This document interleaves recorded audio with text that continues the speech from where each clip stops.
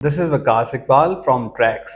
Viewers, आप लोगों को पता है कि साल 2024 इलेक्शंस का साल है, लेकिन इसमें सबसे जो अहम इलेक्शन होने जा रहा है वो यूएस का प्रेसिडेंशियल इलेक्शन है, जो आई थिंक 5 नवंबर 2024 को हो रहा है।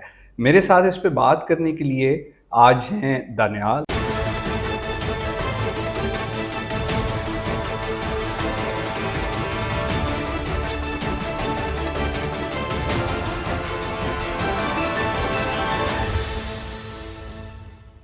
दानियाल, जैसा कि आप जानते हैं कि वो यूएस में काफ़ी अर्सा रह चुके हैं, उन्होंने वहाँ स्टडी भी किया, वहाँ पे जॉब भी की और वो वहाँ के वोटर के मिजाज को ज़रा ज़्यादा बेहतर समझते हैं। तो Daniyal, welcome to the show. Thank you. Daniyal, थोड़ा सा एक ओवरव्यू दे दें आप हमारे व्यूअर्स के लिए कि जो यूएस प्रेसिडेंशियल इलेक्शन 5 नवंबर को होने जा रहा है, इसके बारे में थोड़ा एक ओवरव्यू दे दें। जी, थैंक यू। सही आपने पॉइंट किया कि 5 नवंबर को ये इलेक्शंस हो रहा है। इसमें 2 कंटेस्टेंट्स जो हैं, डोनाल्ड ट्रंप रिपब्लिकन पार्टी को जो रिप्रेजेंट कर रहे हैं, और कैमला हैरिस जो कि डेमोक्रेट पार्टी को रिप्रेजेंट कर रही हैं। ये एक्सपेक्टेड तो था कि शायद डोनाल्ड ट्रंप वर्सेस जो बाइडन हो, बट आपको पता है कि जो इनक्यूबेंट प्रेसिडेंट है जो बाइडन, वो अभी ड्रॉप आउट हो गए हैं जुलाई में, और उनकी जो वाइस प्रेसिडेंट है कैमला हैरिस, वो अब कंटेस्ट कर रही हैं ये इलेक्शंस डोनाल्ड ट्रंप के खिलाफ।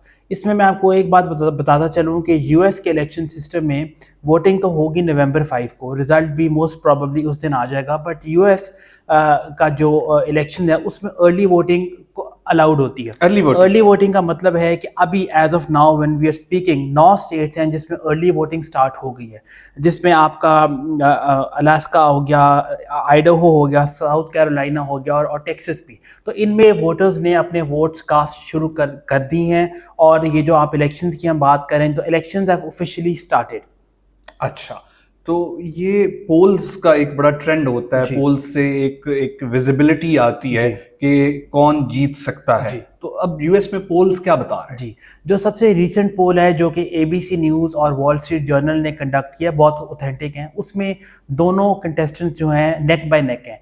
कैमला हैरिस 47% पॉपुलैरिटी पे हैं, जबकि डोनाल्ड ट्रंप 46% पॉपुलैरिटी पे। एक बात मैं क्लियर कर दूं कि पॉपुलैरिटी जो है वो यूएस इलेक्शंस का विनर डिटर्मिन नहीं करती, क्योंकि यूएस प्रेसिडेंट जो होता है वो पॉपुलर वोट पे डिसाइड नहीं होता, वो यूएस के इलेक्टोरल कॉलेज पे डिसाइड होता है। इलेक्टोरल कॉलेज ये होता है कि हर यूएस के स्टेट पॉपुलेशन वाइज उनको कुछ नंबर ऑफ वोट्स मिलते हैं। कैलिफोर्निया जिस तरह सबसे ज़्यादा पॉपुलेशन है, कैलिफोर्निया के सबसे हाईएस्ट वोट्स हैं 54।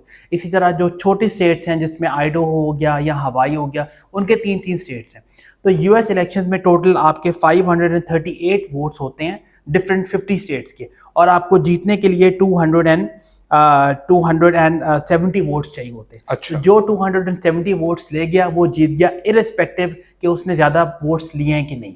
अच्छा, वहाँ पे एक फैक्टर बहुत ज़्यादा डिस्कस किया जाता है जिसको हम कहते हैं स्विंग स्टेट्स। बिल्कुल। तो ये स्विंग स्टेट्स का क्या सीन है, क्या कंट्रीब्यूशन होगा इस इलेक्शन में? जी, बहुत अच्छा क्वेश्चन है। देखिए, अमेरिका का जो सिस्टम होता है उसमें कुछ मेजॉरिटी स्टेट्स कंसेक्यूटिवली एक ही पार्टी को वोट देती हैं। कैलिफोर्निया फॉर एग्जांपल जो है वो डेमोक्रेट का स्ट्रॉन्ग होल्ड है 1970 से। Texas on the other hand वो रिपब्लिकन पार्टी का स्ट्रॉन्ग होल्ड है। इसका मतलब है कि आपके 70 to 80% स्टेट्स एक ही पार्टी को वोट देते हैं। तो स्विंग स्टेट जो होती हैं, जिस तरह नाम इंडिकेट करता है कि ये स्विंग करती हैं हर इलेक्शंस में। ये टोटल 7 स्टेट्स हैं स्विंग स्टेट, और इनके बारे में मशहूर है कि अगर कोई कंटेस्टेंट 7 में से 4 स्विंग स्टेट्स जीत जाए तो वो इलेक्शन जीत जाता है। इसमें स्विंग स्टेट्स में सबसे इंपॉर्टेंट पेंसिल्वेनिया है जिसके 16 वोट्स हैं, फिर मिशिगन है, नॉर्थ कैरोलिना है, जॉर्जिया है, एरिजोना है, और विस्कॉन्सिन है। अब पॉपुलैरिटी वाइज अगर मैं देखूं तो पेंसिल्वेनिया, नॉर्थ कैरोलिना, जॉर्जिया में डोनाल्ड ट्रंप लीड कर रहे हैं इस टाइम, वेयरएज विस्कॉन्सिन और मिशिगन में कैमला हैरिस कर रही हैं। स्विंग स्टेट्स जो होती हैं वो हर इलेक्शन में, जिस तरह मैंने आपको कहा कि डिफरेंट रिजल्ट्स देती हैं। लास्ट टाइम बाइडन ने 7 में से 5 स्विंग स्टेट्स जीती थी और वो प्रेसिडेंट बन गए थे। इस बार भी बहुत नेक टू नेक कॉम्पिटिशन है, और जो ये स्विंग स्टेट्स जीत जाएगा, important states, they will become the next US president. यानी ये जो स्विंग स्टेट्स हैं, कोई भी सरप्राइज अगर आएगा तो यहाँ से यहाँ आएगा। से आएगा और ये इन 7 स्टेट्स में से ही आएगा। अच्छा दानियाल, पूरी दुनिया में जहाँ भी इलेक्शन होते हैं तो इलेक्शंस इशू ओरिएंटेड जी। होते हैं, कुछ इश्यूज होते हैं जो पॉलिटिकल कैंपेन्स में बहुत प्ले अप बिल्कुल। हो रहे होते हैं। तो इस प्रेसिडेंशियल इलेक्शन के अंदर कौन से की इश्यूज हैं जो डेमोक्रेट्स और रिपब्लिकन्स जिस पे फोकस कर रहे हैं? जी सर, देखिए सबसे पहला तो है इकोनॉमी पे। मैं दोनों कैंडिडेट्स के आपको जल्दी जल्दी बता दूंगा व्यूज़ क्या हैं। जो कैमला हैरिस हैं उनका व्यू इकोनॉमी पे ये है कि आप स्पेंडिंग बढ़ाओ, इंफ्रास्ट्रक्चर करो, डेवलपमेंट करो और जॉब्स करो, जिससे इकोनॉमी एक्सपैंड होगी और लोगों को ज़्यादा मुलाजमत मिलेगी। जो डोनाल्ड ट्रंप जो है, आपको पता है वो बिजनेसमैन है, वो कहते हैं कि इकोनॉमी एक्सपैंड जब होगी जब आप टैक्सेस कम करें और रेगुलेटरी इन्वायरमेंट वो ज़्यादा करें। ठीक है।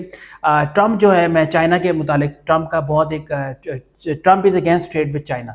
ट्रम्प ने ये कहा है कि जो बाकी कंट्री से इंपोर्ट होगी उस पर हम 10% टैरिफ लगाएंगे, बट चाइना से जो इंपोर्ट होंगी उस पर 60% टैरिफ लगाएंगे। ये ऑब्वियसली पॉसिबल तो नहीं है, बट ट्रम्प अपनी जो कोर कॉन्स्टिट्यूंसी है उसको इम्प्रेस करने के लिए कर रहे हैं। तो एक तो पहली बात आ गई इकोनॉमी पे। दूसरा है इमिग्रेशन। जो डेमोक्रेट हैं स्पेशली कैमला हैरिस, वो क्योंकि आपको पता है कि कैमला हैरिस खुद एक कलर वुमन ऑफ कलर हैं, उनके हेरिटेज जो है इंडियन भी हैं, वो चाहती हैं कि इमिग्रेंट्स आएँ। और उन्होंने जब आए थे, उनके जो बॉस हैं जो बाइडन, उन्होंने जब वो अपने ऑफिस अज्यूम किया था तो उन्होंने कुछ ऐसी ट्रम्प की जो पॉलिसीज थी वो रिवर्स की थी। जिस तरह जो मेक्सिको के साथ बॉर्डर है उसमें इन्होंने इमिग्रेशन अलाउ की थी, बट अब वो बहुत बड़ा प्रॉब्लम बन गया है। और जो कैमला हैरिस ने कहा है कि अब मैं जो हूँ इमिग्रेशन पे थोड़ा सा स्टॉप लगाऊंगी और जो बॉर्डर ऑफिशियल्स हैं उनको पावर दूंगी कि वो लोगों को डिपोर्ट कर दें। जो ट्रम्प है, आपको पता है ट्रम्प ने तो कहा हुआ है कि मैं मेक्सिको का बॉर्डर बिल्कुल बंद कर दूंगा, मैं मैस लेवल पे डिपोटेशंस करूंगा। और ट्रम्प ने ये भी कहा है कि जो बर्थ राइट है सिटीजन्स का, कि अगर आप अमेरिका में जाके फॉर एग्जांपल अपना सिबलिंग कर लो तो आपको ऑटोमेटिक यूएस सिटीजनशिप मिल जाती है। ट्रम्प ने कहा है कि मैं वो भी ख़त्म कर दूंगा। ये तो आ गई इमिग्रेशन पे। तीसरा है अबॉर्शन। बहुत लोगों को पता नहीं है, अमेरिका में अबॉर्शन पे बहुत बड़ा एक आइडियोलॉजिकल डिवाइड है। जो डेमोक्रेट्स हैं वो अबॉर्शन के हक में हैं। अच्छा। और उनको होता है कि वुमन का कंट्रोल होना चाहिए उनकी बॉडीज पे। Republican on the other hand वो कहते हैं कि नहीं, ये औरत का राइट नहीं है, ये गॉड गिवन राइट है, इसलिए अगर बच्चा हो रहा है तो आप उसको ख़त्म नहीं कर सकते। अभी रिसेंटली सुप्रीम कोर्ट ने एक रूलिंग दी है जिसमें उन्होंने कहा है कि अबॉर्शन को उन्होंने इलीगल करार दे दिया। अच्छा। तो कैमला हैरिस ने ये कहा है कि अगर मैं पावर में आऊंगी अगेन तो मैं सेनेट से पास करवा के अबॉर्शन को दोबारा कर दूंगी कि अबॉर्शन करना इज फाइन। ट्रम्प ने इनिशियली कहा था कि अब मैं अबॉर्शन के हक में, मैं अबॉर्शन के अगेंस्ट हूँ, बट आहिस्ता आहिस्ता क्योंकि उसको भी अपोजिशन मिल रही है तो ट्रम्प ने भी कहा है कि every state will decide on its own कि अबॉर्शन है, बट नेशनल लेवल पे मैं अबॉर्शन के अगेंस्ट हूँ। ये हो गया अबॉर्शन पे। चौथा हो गया इसराइल की वॉर पे, मिडिल ईस्ट। जी, मिडिल ईस्ट उसमें क्राइसिस। ये शायद वाहिद इशू है जिसमें दोनों कैंडिडेट्स बहुत प्रो इसराइली स्टांस हैं। कैमला हैरिस ने, आपको पता है, कहा है कि मैं वेपन्स भी दूंगी, एम्यूनिशन भी दूंगी इसराइल को ताकि ये वॉर ख़त्म करे। अभी रिसेंटली क्योंकि ये प्रेशर पड़ा है, आपको पता है मिशिगन एक स्टेट है जिसमें अरब अमेरिकन बहुत है, वहाँ से जब प्रेशर पड़ा है तो कैमला हैरिस ने कहा है कि नहीं वॉर ख़त्म होनी चाहिए, शी इज़ बैक ट्रैक। इसी तरह ट्रम्प तो आपको पता है कि बहुत बड़े हामी हैं इसराइल के। उन्होंने कहा है कि I am the president who supports Israel the most. तो उसने कहा है कि मैं जब पावर में आऊँगा तो मैं इसराइल को और वेपन्स दूंगा ताकि हमास को वंस एंड फॉर ऑल ख़त्म कर दिया जाए। तो इसराइल पे तो इन दोनों कैंडिडेट्स की ये व्यूज़ हैं। और फाइनली आ जाते हैं गन लॉज पे। गन लॉज आपको पता है कि यूएस कॉन्स्टिट्यूशन में इंश्राइंड हैं। जो डेमोक्रेट्स हैं वो कहते हैं कि गन लॉज को ज़्यादा बैकग्राउंड चेक होना चाहिए, क्योंकि आपको पता है कि US school shootings, campus shootings बहुत ज़्यादा होती हैं। बहुत ज़्यादा। तो कैमला हैरिस ने कहा है कि बैकग्राउंड चेक ज़्यादा होने चाहिए, हर बच्चे के पास गन नहीं होनी चाहिए। ट्रम्प, आपको पता है कि ट्रम्प जो है वो प्रो गन लॉबी हैं, जो नेशनल राइफल एसोसिएशन है एनआरए, उसके बहुत बड़े स्पॉन्सर हैं। और उन्होंने कहा है कि ये राइट गन के पास होना चाहिए क्योंकि ये कॉन्स्टिट्यूशन में राइट इंश्राइंड है, तो हर बच्चे के पास गन होना चाहिए। और ट्रम्प का ये मानना है कि जो स्कूल शूटिंग होती हैं वो शायद गन्स की वजह से नहीं होती, गन्स के पीछे जो इंडिविजुअल्स हैं उनकी वजह से होती हैं। तो ये 4-5, बाकी आपको पता है जो रशियन वॉर है उन पे स्टांस है, बट ये 4-5 इश्यूज हैं which will determine the fate of this election.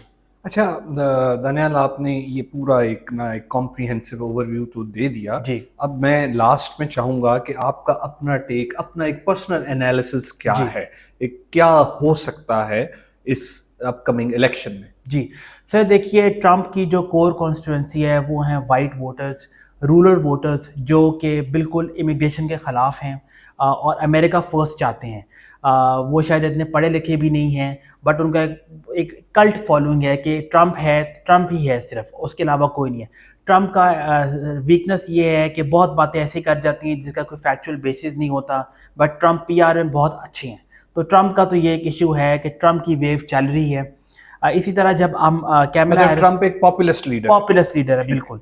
Kamala Harris जो हैं उनकी कोर कॉन्स्टिट्यूंसी जो है वो ब्लैक वुमन है, वुमन ऑफ कलर हैं, और इसी तरह जो कि जो कि पढ़ा लिखा यूथ है वो उनके वोटर हैं। बट अभी रीसेंट सर्वेज में ये भी बात आ रही है कि कैमला हैरिस की जो इसराइल की वॉर है वो उनके अगेंस्ट जा रही है, और जो अरब अमेरिकन वोटर्स हैं वो शायद उसको वोट ना दें।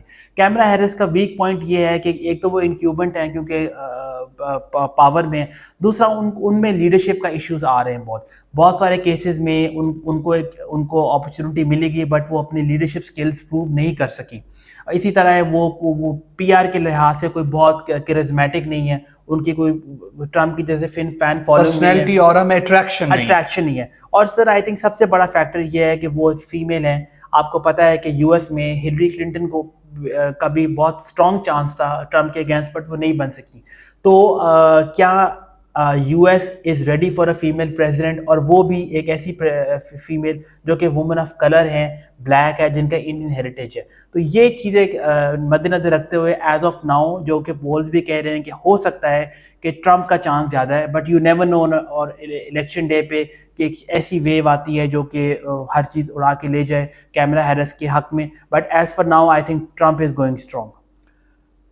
Thank you Daniyal. My तो pleasure. व्यूअर्स, जैसा कि आपने देखा कि दानियाल ने बहुत डिटेल में आपको यूएस प्रेसिडेंशियल इलेक्शन का जो सियासी मंजरनामा है वो बताया है। लेकिन मैं एक बात बताता चलूँ, ये तो बात हमने ज़्यादा की है यूएस के अंदर जो डोमेस्टिक पॉलिटिक्स चल रही है, बट रिमेंबर, जो भी बने यूएस का प्रेसिडेंट, उसने वर्ल्ड ऑर्डर के अंदर कोई भी डायरेक्शन या उसके अंदर कोई चेंज या उसकी पेस मेंटेन करनी होती है, not for the sake of his or her presidency, but for the sake of US as global leader. So let's see what happens on 5th November. Till next time, take care.